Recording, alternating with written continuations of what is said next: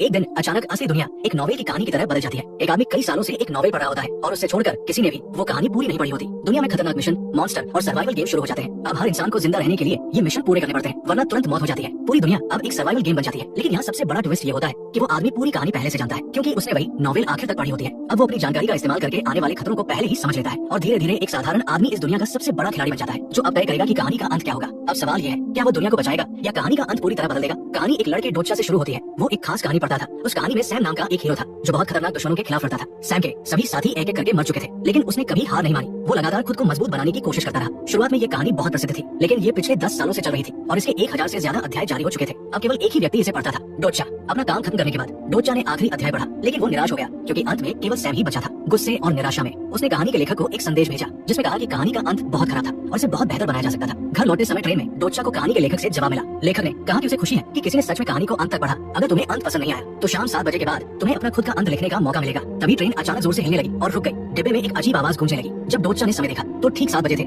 उसे तुरंत एहसास हुआ कि जो हो रहा था वो बिल्कुल उसी कहानी की शुरुआत जैसा था जिसे वो पढ़ रहा था। अचानक ट्रेन के अंदर एक अजीब प्राणी दिखाई दिया। जब एक आदमी ने उससे ट्रेन फिर से चलाने के लिए चिल्लाया तो उस प्राणी ने अपनी आंखों से लेजर निकालकर उसे तुरंत मार दिया। हर कोई डर के मारे चिल्लाने लगा। उस प्राणी ने सभी को चुप रहने को कहा और खुद को संदेशवाहक बताया। उसने घोषणा की कि मानवता के पाप अपनी सीमा तक पहुंच चुके हैं और अब उन्हें सजा मिलेगी। हालांकि उसने ये भी कहा कि बचने का एक मौका होगा। हर व्यक्ति को एक चुनौती दी जाएगी और जीत या हार पूरी तरह उन पर निर्भर करेगी। उसी समय स्क्रीन पर एक संदेश दिखाई दिया। 10 मिनट के अंदर तुम्हें किसी जीवित प्राणी को मारना होगा। जो मारेगा उसे 300 कॉइंस मिलेंगे, जो नहीं मारेगा वो मर जाएगा। ट्रेन वही खड़ी रही और यात्रियों के बीच डर फैल गया। कुछ लोग एक दूसरे से लड़ने लगे। एक महिला दूसरे डिब्बे में भागने की कोशिश करती है, लेकिन दरवाजा एक अदृश्य दीवार से बंद था। जब डोचा ने अगले डिब्बे में देखा तो उसने सैम को देखा, वही हीरो जो कहानी में था। तभी उसे एहसास हुआ कि ये वही कहानी है जो उसने पढ़ी थी, यानी उसे पहले से भविष्य पता है। अचानक नदी से एक विशाल राक्षस निकला और ट्रेन को जोरदार टक्कर मारी, जिससे वो पलट गई। इस अफरा तफरी के बीच डोचा को नियम याद आया, तुम्हें एक जीवित चीज को मारना होगा। ये जरूरी नहीं था कि वो इंसान ही हो। तभी डोचा ने यूरी नाम के एक लड़के को देखा जो एक चींटी फार्म पकड़े हुए था। डोचा ने उसे उससे लिया और जेन को दे दिया। उससे कहा कि वो एक चींटी उठाए। फिर उसने सबका ध्यान अपनी ओर खींचने की कोशिश की, लेकिन कोई ध्यान नहीं दे रहा था, इसलिए उसने खुद एक छोटी सी चींटी को मार दिया। तुरंत एक होलोग्राम दिखाई दिया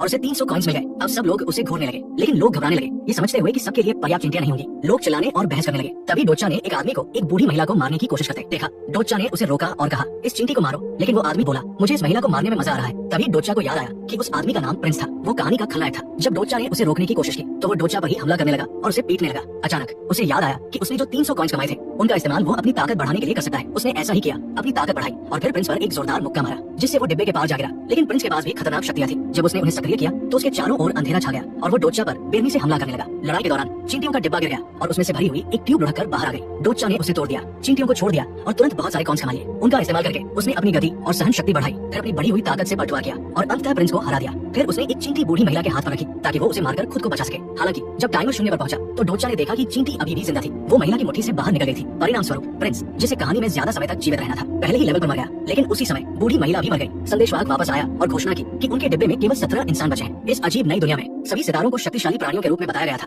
जो दूर से मानव पीड़ा को मनोरंजन के लिए देखते थे। संदेशवाहक ने समझाया कि अब हर किसी को सितारों से अलग अलग उपहार मिलेंगे। हर व्यक्ति को एक सूची दी गई जिसमें दिखाया गया कि कौन सा सितारा उन्हें स्पॉन्सर करना चाहता है। डोचा पहले से जानता था कि स्पॉन्सरशिप जरूरी नहीं कि अच्छी चीज हो, जल्दी या बाद में उन्हें इसकी कीमत चुकानी पड़ेगी। इसलिए उसने तय किया कि फिलहाल उसे कुछ नहीं चाहिए। अचानक ट्रेन फिर से जोर से हिलने लगी। नदी का विशाल राक्षस ट्रेन को नीचे खींच रहा था। डोचा ने टॉम नाम के एक सैनिक को दरवाजा खोलने की कोशिश करते हुए देखा। उसे तुरंत याद आया कि टॉम भी कहानी का एक महत्वपूर्ण पात्र था। डोचा ने उसे चिल्लाकर कहा, तुम्हारे पास छिपी हुई शक्ति है। टॉम अपनी सुप्त शक्ति को जगाने में सफल रहा और दरवाजा खोल दिया, जिससे सभी को बाहर निकलने का मौका मिला। जैसे ही सभी अपनी जान बचाने के लिए भाग रहे थे, अचानक एक नई आवाज हवा में गूंज उठी। अगला चरण शुरू हो चुका था। अब उन्हें पुल पार करना था। अचानक नदी का विशाल राक्षस फिर से दिखाई दिया और उसने पुल के एक बड़े हिस्से को तोड़ दिया, जिससे एक बड़ा गैप बन गया। ऐसा करने के बाद वो वापस नदी में चला गया। लेवल को और कठिन बनाने के लिए संदेशवाहक ने पुल पर एक ट्रेन का डिब्बा गिरा दिया और सभी मृत लोग अचानक फिर से जीवित हो गए। ज़ॉम्बी बनकर बचे हुए खिलाड़ियों पर हमला करने लगे। तभी अचानक जेन की विशेष शक्ति सक्रिय हो गई। उसने अपनी क्षमता का इस्तेमाल करके गैप पर एक अस्थायी पुल बनाया और सभी उस पर दौड़कर पार जाने लगे। डोचा, जिसे कहानी से पहले से पता था कि आगे क्या होगा, तभी उसे याद आया कि कहानी में हीरो सैम वही एक ड्रैगन से लड़ते हुए मरा था। सैम ने एक खास शक्ति का इस्तेमाल करके कहानी को रीसेट कर दिया था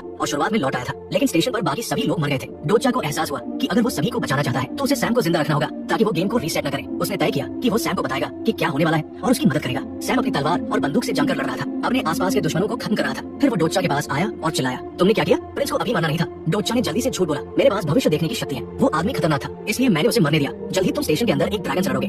ये सुनकर सैम ने डोचा को कॉलर से पकड़ा, उसे पुल के किनारे लटका दिया और पूछा, तुम मुझे बताओ अब मुझे क्या करना चाहिए। डोचा घबरा गया और जवाब नहीं दे पाया। सैम मुस्कुराया और बोला, अगर तुम्हारे पास सच में शक्ति है तो इसे साबित करो। अगर तुम बच गए तो स्टेशन पर मुझसे मिलना। फिर उसने डोचा को नीचे नदी में फेंक दिया। विशाल राक्षस ने डोचा को पूरा निकल लिया और वह उसके पेट में गिर गया। उसके सामने एक होलोग्राम दिखाई दिया। नया लेवल, राक्षस को मारो और बाहर निकलो। अंदर संदेशवाहक भी मौजूद था और इस घटना को सितारों के लिए लाइव स्ट्रीम कर रहा था। डोचा ने संदेशवाहक को उसके असली नाम से पुकारा, जिससे वो चौंक गया और गुस्सा हो गया। फिर डोचा मुस्कुराया और बोला, मैं अब सितारों के बीच काफी प्रसिद्ध हूँ, है ना? मैं इस गेम में अच्छा कर रहा हूँ। संदेशवाहक ने अनिच्छा से सहमति जताई। डोचा ने फिर उसे ब्लैकमेल किया, सोचो अगर मैं मर गया तो तुम्हें बहुत नुकसान होगा। तुम्हारे पास सितारों को दिखाने के लिए अच्छा कंटेंट नहीं रहेगा और वे तुम्हारे खिलाफ हो जाएंगे। डोचा ने पूरा कहानी पढ़ा था, इसलिए उसे पहले से पता था कि संदेशवाहक के पास कई उपयोगी चीजों तक पहुंच है। उसी ज्ञान का इस्तेमाल करके उसने संदेशवाहक के साथ एक सौदा किया। अचानक राक्षस के पेट के अंदर एसिड बनने लगा। डोचा ने तुरंत कहा, मुझे अभी कुछ स्पाइक्स खरीदने हैं, नहीं तो एसिड उसके शरीर से बाहर निकल जाएगा। उसने ये तरकीब भी कहानी से ही सीखी थी। राक्षस के पेट में कई वेंट्स थे जहाँ से एसिड बाहर निकलना था, लेकिन डोचा ने स्पाइक्स का इस्तेमाल करके उन्हें एक एक करके बंद कर दिया। आखिरकार राक्षस अंदर से ही मर गया। डोआ ने ये लेवल भी पूरा कर लिया। उसने राक्षस की खाल फाड़कर उसका कोर निकाला और संदेशवाहक से कहा, इसे अपनी दुकान में बेचो, मैं बाद में बताऊंगा कि बदले में मुझे क्या चाहिए। बदले में संदेशवाहक ने उसे कुछ इनाम दिए, जिनमें से एक मास्क था।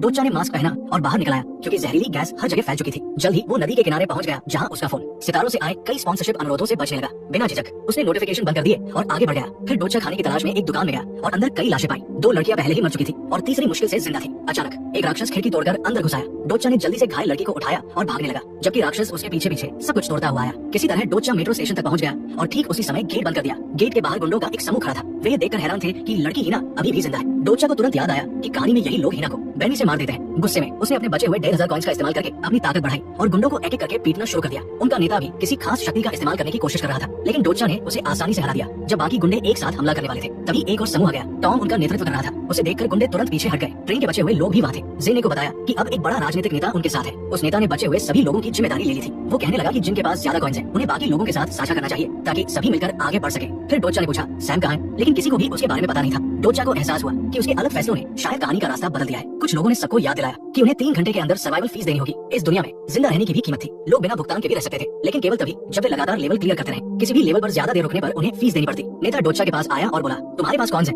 ना? तो उन्हें सबके साथ बांटो। क्या तुम नहीं चाहते कि वे जिंदा रहें? शुरुआत में डोचा ने अपने कॉन्स देने के बारे में सोचा, लेकिन फिर उसे याद आया कि ये आदमी कहानी में अच्छा इंसान नहीं था। उसका नाम एनो था। उसने अपनी इंसानियत सितारों को बेच दी थी। वो अब इंसान के रूप में एक राक्षस था। हालांकि बाकी लोग अभी ये नहीं जानते थे। जैसे जैसे कम कॉन वाले लोग परेशान होने लगे, डोचा खड़ा हुआ और कहा, मैं अपने कॉन नहीं दूंगा, लेकिन मैं इस लेवल को क्लियर करूंगा और सभी को बचाऊंगा। सामान्य चीजों का इस्तेमाल करके डोचा ने कुछ अस्थायी हथियार बनाए और अपनी टीम को सुरंग में ले गया। रास्ते में हिना ने बताया कि जिन गुंडों से वे पहले मिले थे, वे असल में दूसरे बचे हुए लोगों को मारकर उनके कॉन्स चुरा रहे थे और फिर झूठ बोल रहे थे कि उन्होंने उन्हें राक्षसों को मारकर कमाया है। डोचा पहले से जानता था कि कहां नहीं जाना है और कौन से इलाके खतरनाक है। सुरंग अंधेरी थी, इसलिए यूरी ने अपनी शक्ति का इस्तेमाल करके चमकते जुगनू बुलाए, जिससे उनका रास्ता रोशन हो गया। लेकिन अचानक छाया से राक्षस प्रकट हुए और एक भयंकर लड़ाई शुरू हो गई। सभी ने अपने हथियारों से लड़ते हुए राक्षसों को एक एक करके मारना शुरू किया। लेकिन तभी अचानक एक राक्षस ने ज़ेन को पकड़ लिया और उसे अंधेरे में घसीट कर ले गया। सभी उसके पीछे दौड़े और सुरंग के अंत में उन्होंने उसे बंधा हुआ पाया। तभी एक होलोग्राम दिखाई दिया, जिसने एक नया मिशन घोषित किया। उन्हें मिलकर राक्षसों के नेता को हराना होगा, तभी वे इस लेवल को क्लियर कर पाएंगे। अचानक एक विशाल राक्षस छाया से बाहर आया। डोचा ने सबसे पहले हमला किया, उसके कई हाथों से बचते हुए और जोरदार वार करते हुए, लेकिन एक शक्तिशाली ऊर्जा ढाल ने उसे पीछे धकेल दिया। टॉम ने भी अपना हमला किया, लेकिन उसका ज्यादा असर नहीं हुआ।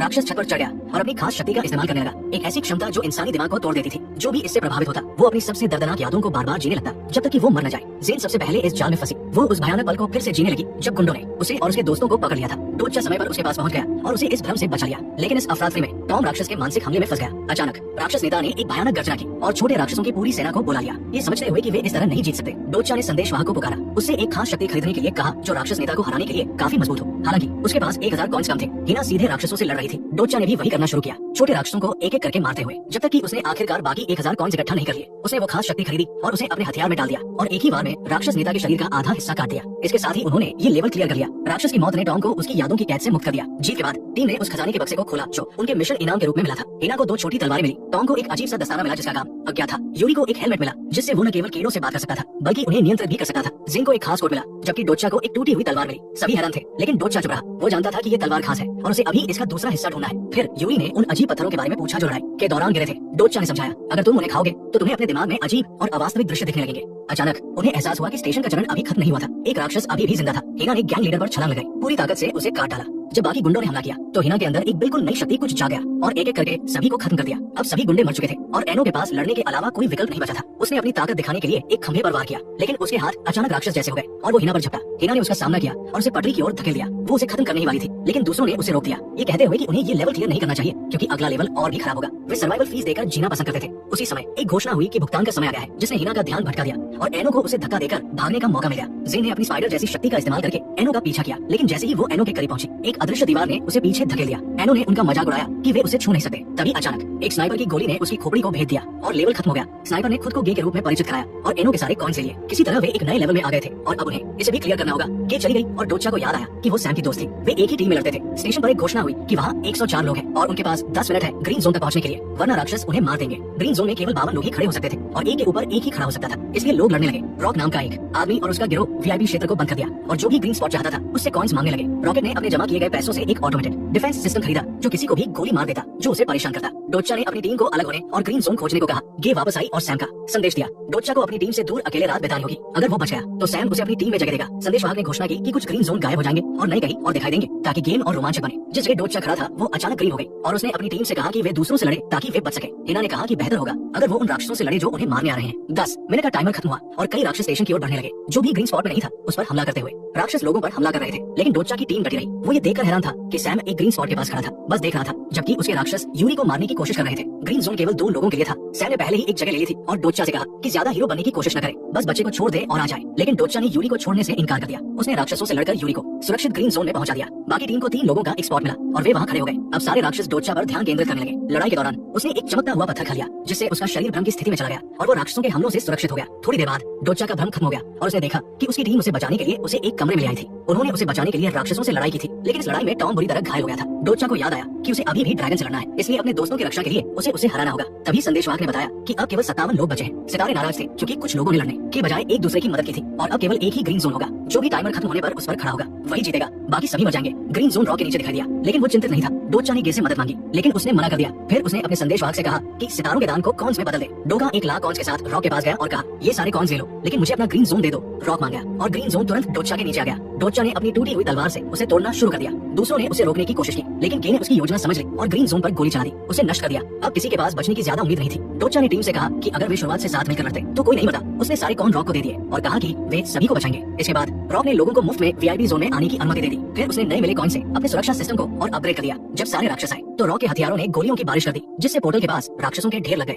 जो कुछ राक्षस बच गए थे उन्हें डोचा और उसकी टीम ने जल्दी खत्म कर दिया। अचानक गेम का सबसे बड़ा खलनायक प्रकट हुआ। एक ड्रैगन जो जमीन को चीरते हुए आग उगलते हुए बाहर आया। सैम ने अपनी तलवार और बंदूकों से उसका मुकाबला किया, उस पर एक के बाद एक जोरदार वार करते हुए। सितारे खुश नहीं थे, उन्हें लगा कि सैम ड्रैगन के मुकाबले बहुत ज्यादा शक्तिशाली है, इसलिए उन्होंने चीजों को और मुश्किल बना दिया। अचानक स्टेशन टूट गया और पृथ्वी से बाहर चला गया। ड्रैगन का शरीर स्टील का बन गया। सैम अपने हमले जारी रखता रहा, लेकिन उसकी तलवार टूट गई। उसने एक नई तलवार उठाई और फिर कोशिश की। ड्रैगन ने अपनी पूरी ताकत दिखाई, सैम को जोरदार चोट पहुंचाई, फिर भी सैम लड़ता रहा। डोचा ने एक ऐसी वस्तु देखी जो उसे आग से बचा सकती थी। उसे खाने से वो ड्रैगन के हमलों से सुरक्षित हो गया और डोचा भी लड़ाई में शामिल हो गया। ड्रैगन लगातार हमला करता रहा, लेकिन आग उन्हें नुकसान नहीं पहुंचा सकी। तभी एक विशाल राक्षस ने ड्रैगन पर हमला किया। वो असल में एक कीड़ा था जिसे यूरी अपने दिमाग से नियंत्रित कर रहा। कीड़े को जो भी दर्द होता वो यूरी को भी महसूस होता। ड्रैगन बहुत शक्तिशाली था और उसने कीड़े पर हमला करना शुरू कर दिया, जिससे यूरी भी प्रभावित हो रहा था। टॉम ने फैसला किया कि वो अपने किसी और दोस्त को मरने नहीं देगा। वो लड़ाई में कूद पड़ा, अपने अजीब दस्ताने को सक्रिय करते हुए जो एक ढाल में बदल गया और ड्रैगन के हमलों को रोकने लगा। उसकी शक्ति ने जमीन को उठा दिया। उसके और ड्रैगन के बीच एक दीवार बना दी। जिन ने अपने जाल से हिना के लिए एक पुल बनाया, जिसने ड्रैगन की पीठ पर छलांग लगाई और हमला करना शुरू कर दिया। डोचा ने ड्रैगन पर वार करने की कोशिश की, लेकिन वो उड़ गया। उसे एहसास हुआ